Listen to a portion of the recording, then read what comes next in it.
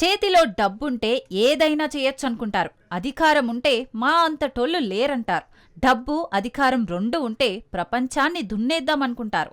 ఇదే ఇప్పుడు Saudi crown prince విషయంలో జరుగుతోంది. ప్రపంచాన్ని శాసించే నగరాన్ని ఎడారి దేశంలో నిర్మించి సత్తా చాటాలని భావించిన సౌదీకి ఇప్పుడు ముందు నుయ్యి వెనక గొయ్యి అన్న చందంగా సీన్ కనిపిస్తోంది. సౌదీ అరేబియాలో $500 బిలియన్లు, మన రూపాయల్లో 44 లక్షల కోట్ల ప్రతిష్టాత్మక మెగా సిటీ నియోమ్ భవిష్యత్ ప్రశ్నార్థకంగా మారుతోంది. వాల్ స్ట్రీట్ జర్నల్ నివేదిక ప్రకారం ప్రాజెక్టు మొదటి దశ సిందాల షెడ్యూల్ కంటే చాలా సంవత్సరాలు ఆలస్యమయ్యేలా ఉంది. అనుకున్న బడ్జెట్కు మించి ఎక్కువ అయ్యేలా ఉండటంతో నిర్మాణ పనులు ఆలస్యమవుతున్నాయి. పెట్టుబడులు పెట్టేందుకు పారిశ్రామికవేత్తలు ముందుకు రాకపోవడంతో ఏం జరుగుతుందో అర్థం కాక సౌదీ ప్రభుత్వం తలపట్టుకుంటోంది. అనుకున్నదొక్కటి అవుతుందొకటని వరి అవుతోంది. ప్రారంభంలో $1.3 బిలియన్ల ఖర్చు అవుతుందని అంచనా వేసిన లగ్జరీ రిసార్ట్ సిందాలా పూర్తవ్వాలంటే $4 బిలియన్లు అవుతుందని అధికారులు తేల్చారు.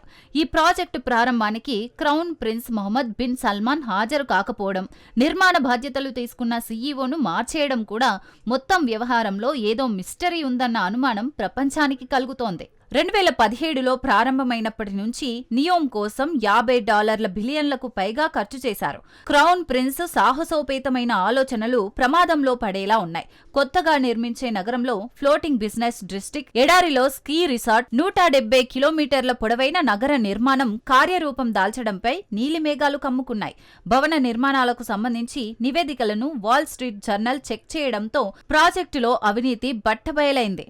నియోమ్ స్థానిక నాయకత్వంలో భారీగా ఆర్థిక అవకతవకలు జరిగినట్లు తేలింది. మెకిన్సే అండ్ కో కన్సల్టెంట్స్ సహాయంతో ఎగ్జిక్యూటివ్లు పెరుగుతున్న ఖర్చులను సమర్థించడానికి చేసిన ప్రయత్నాలు డొల్లగా ఉన్నాయని నిర్ధారించింది. నిర్వహణలోని కొంతమంది సభ్యులు లెక్కలను ఉద్దేశపూర్వకంగా తారుమారు చేసినట్లు ఆడిట్లో రుజువైంది. 2023 నాటి ముసాయిదా బోర్డు ప్రజెంటేషన్ ప్రకారం 2080 నాటికి నియోమ్ను పూర్తి చేయడానికి $8.8 ట్రిలియన్లు అవసరమని అంచనా వేశారు.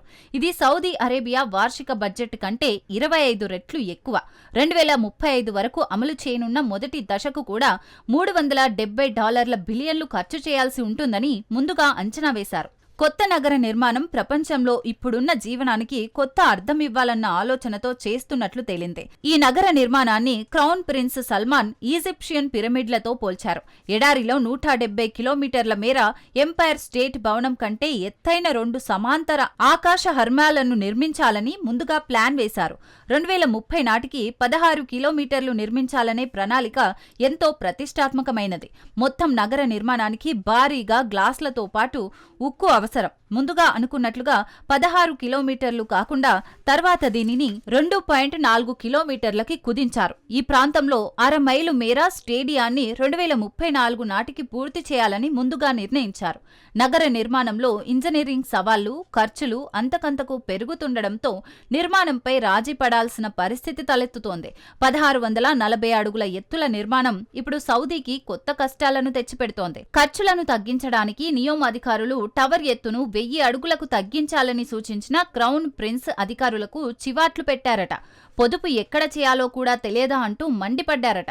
మరోవైపు నగరంలో కీలకమైన స్కీ రిసార్ట్ ట్రోజెనాలో కూడా ఖర్చులు విపరీతంగా పెరిగాయట. 2023 లెక్కల అంచనాలకు భిన్నంగా వాల్ స్ట్రీట్ జర్నల్ ఖర్చులు $10 బిలియన్లు పెరిగాయని తేలింది.